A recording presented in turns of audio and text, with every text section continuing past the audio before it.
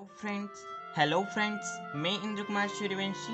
Once again welcome to my YouTube channel Anand career institute. दोस्तों, आज हम डिस्कस करेंगे पतले लेंस के लिए लेंस निर्माता सूत्र या अपवर्तन सूत्र भी हम इसे कहते हैं। पतले लेंस के लिए अपवर्तन सूत्र और हम लेंस फॉर्मूला भी आज सिद्ध करेंगे।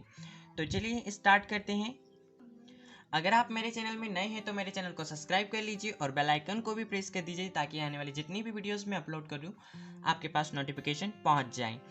दोस्तों, मैंने class 12 physics ray optics unit 6 के काफ़ी वीडियोस अपलोड कर चुका हूं। अगर आपको यूनिट 6 कंप्लीट में कोई भी प्रॉब्लम है तो आप मेरी वीडियो के प्लेलिस्ट में जाकर देख सकते हैं।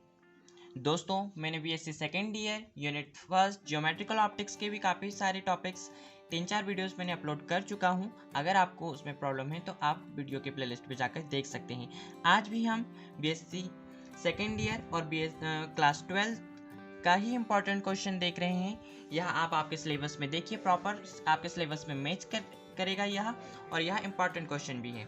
पतले लेंस के लिए लेंस निर्माता सूत्र सिद्ध कीजिए, अथवा यह इस प्रकार से आता है। पतले लेंस के लिए लेंस निर्माता सूत्र 1/f is equal to mu minus 1 कोष्टक में 1/r1 माइनस 1/r2 सिद्ध कीजिए।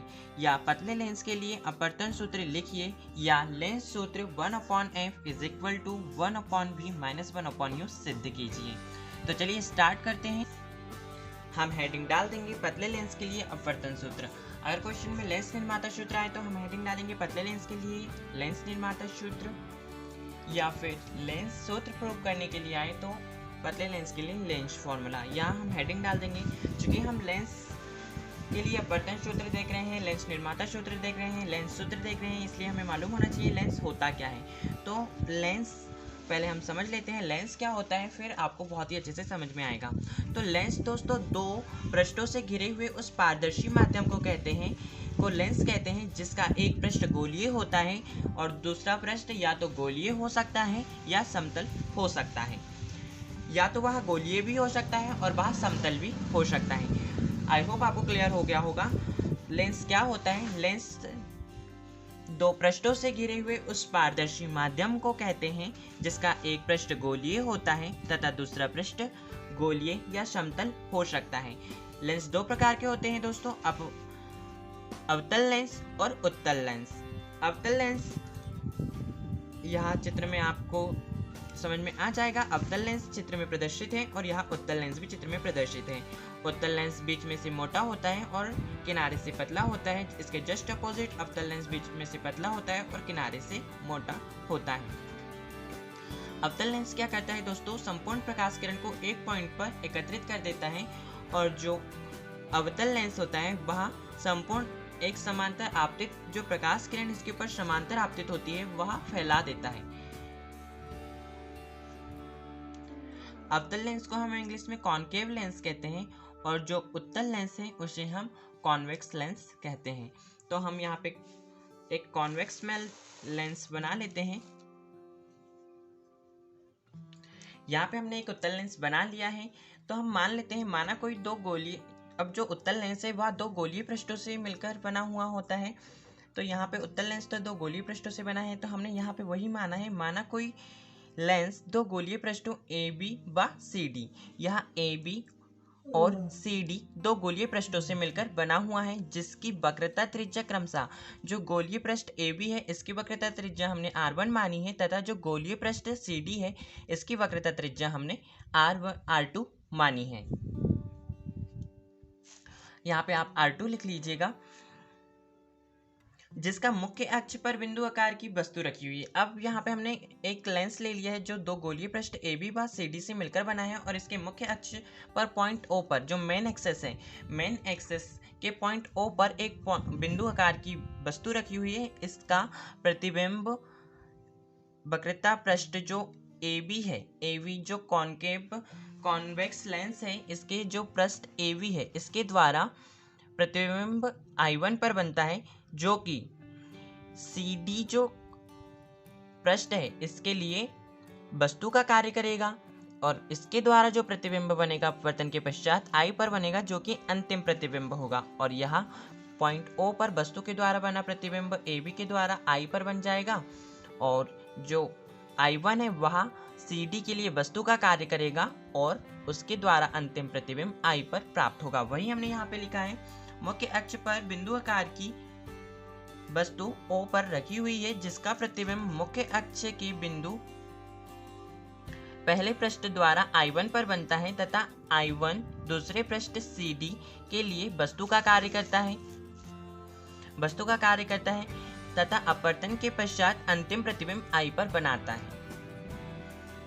अब हम इसके सेंटर से नापते हैं किसी भी दूरी को। अतः यहाँ से वस्तु की दूरी U हमने मानी है, प्रतिबिंब की दूरी V मानी है तथा जो AB लेंस के द्वारा प्रतिबिंब I1 पर बना था इसके लिए हमने जो पृष्ठ AB के द्वारा प्रतिबिंब की दूरी V1 मानी है और जो CD पृष्ठ है इसके लिए प्रतिबिंब की दूरी V मानी है। वस्तु की दूरी U रहेगी और जो AB पृष्ठ है वो CD पृष्ठ है, क्योंकि इसके लिए यह I1 जो है वस्तु का कार्य कर रहा था, इसलिए इसकी जो दूरी हम भी मानेंगे।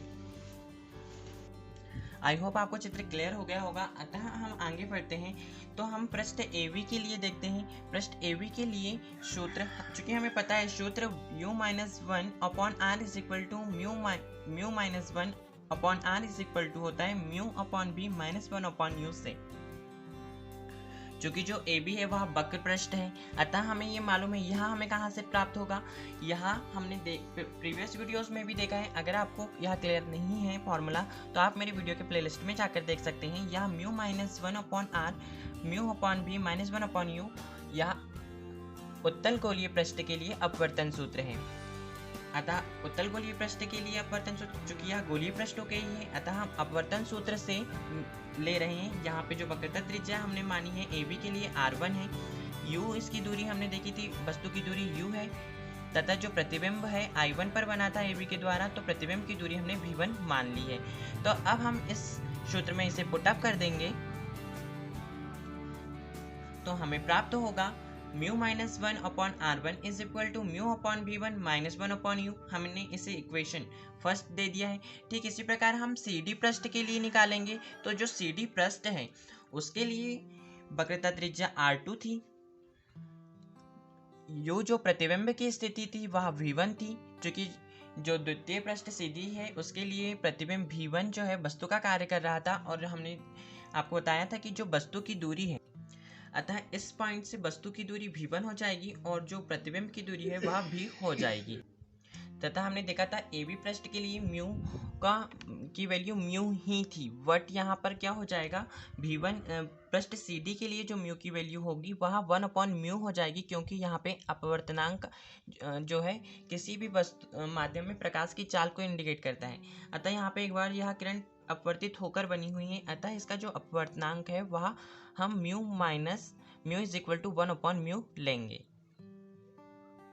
सो हमने पृष्ठ CD के लिए जो R है रेडियस है उसे R2 ले लिया है, वस्तु की दूरी U हमने V1 ले ली है और प्रतिबिंब की दूरी V हो गई है तथा जो म्यू है वह 1 अपॉन म्यू हो जाएगा। अतः गोलीय पृष्ठ के अपवर्तन के फॉर्मूले में हम इसका फॉर्मूला पुटअप कर देते हैं। तो मान पुटअप करने पर हमें क्या प्राप्त होता है, म्यू-1 था तो म्यू की वैल्यू 1 अपॉन म्यू कर दिए, माइनस 1 अपॉन R2 हो जाएगा is equal to 1 upon mu upon V minus 1 upon V1 हो जाएगा।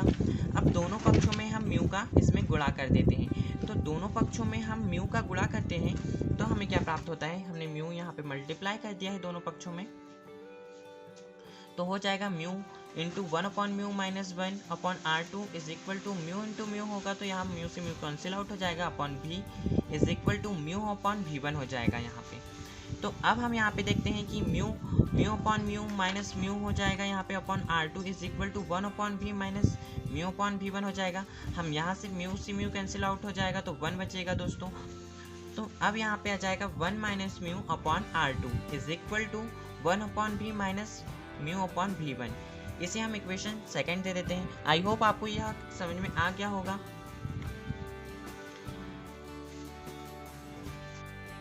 अब हम इक्वेशन फर्स्ट और इक्वेशन सेकंड को जोड़ देते हैं। तो अब आप प्रॉपर नोट्स बनाएंगे तो आपको बहुत ही अच्छे से समझ में आएगा और आपकी तैयारी भी बहुत अच्छे से हो जाएगी। तो हम अभी इक्वेशन फर्स्ट और इक्वेशन सेकंड हमने निकाल ली थी। अब हम इक्वेशन फर्स्ट और सेकंड को जोड़ रहे हैं तो हमें क्या प्राप्त होगा, mu minus 1 upon R1 plus 1 minus mu upon R2 is equal to हो जाएगा mu upon V1 minus 1 upon U plus, अब जो सेकंड इक्वेशन थी उसका राइट हैंड साइड था 1/v माइनस μ/v1। अब हमने यहाँ पे देखा कि μ/v1 यहाँ पे पॉजिटिव है और माइनस μ/v1 नेगेटिव है, तो यह दोनों एक दूसरे से कैंसिल आउट हो जाएंगे। तो हमें क्या प्राप्त होगा, μ-1/r1 minus μ-1/r2 is equal to 1/v minus 1/u। μ-1 और μ-1 दोनों में कॉमन था, इसलिए हम कॉमन निकाल लेंगे। तो हमने निकाल लिया है कॉमन μ-1, कोष्टक लगा देंगे हम, 1/r1 हो जाएगा माइनस 1/r2 हो जाएगा is equal to 1/v minus 1/u हो गया। हमने इसे इक्वेशन थर्ड दे दी है। अब चूंकि हम बोल रहे हैं लेंस निर्माता सूत्र, अब यदि हम बोलते हैं कि यदि कोई वस्तु हम अनंत पे रख दें, अनंत पे हम वस्तु को रख रहे हैं, तो हमें मालूम है कि उत्तल लेंस के द्वारा जब अनंत पे किसी वस्तु को हम रखते हैं तो उसका प्रतिबिंब हमें फोकस पे प्राप्त होता है। तो अगर हम मान लेते हैं अगर हमने किसी वस्तु को अनंत पे रखा हुआ है तो उत्तल लेंस के द्वारा उसका प्रतिबिंब f पर फोकस पे बनेगा। तो इसके लिए क्या हो जाएगा, जो वस्तु की स्थिति इन्फिनिटी कर दिया है और प्रतिबिंब की स्थिति f हो गई है, तो यहाँ पे हमने उसकी वैल्यू पुट अप कर दी है। तो इसीलिए μ-1 1/r1 माइनस 1/r2 जो कि इक्वेशन थर्ड का ही लेफ्ट हैंड साइड था, माइनस इज इक्वल टू 1 जो प्रतिबिंब की स्थिति है वह हमने देखा है f हो गई है और जो वस्तु की स्थिति है वह हमने देखा है इन्फिनिटी हो गई है, तो 1/f माइनस 1/∞ आ जाएगा।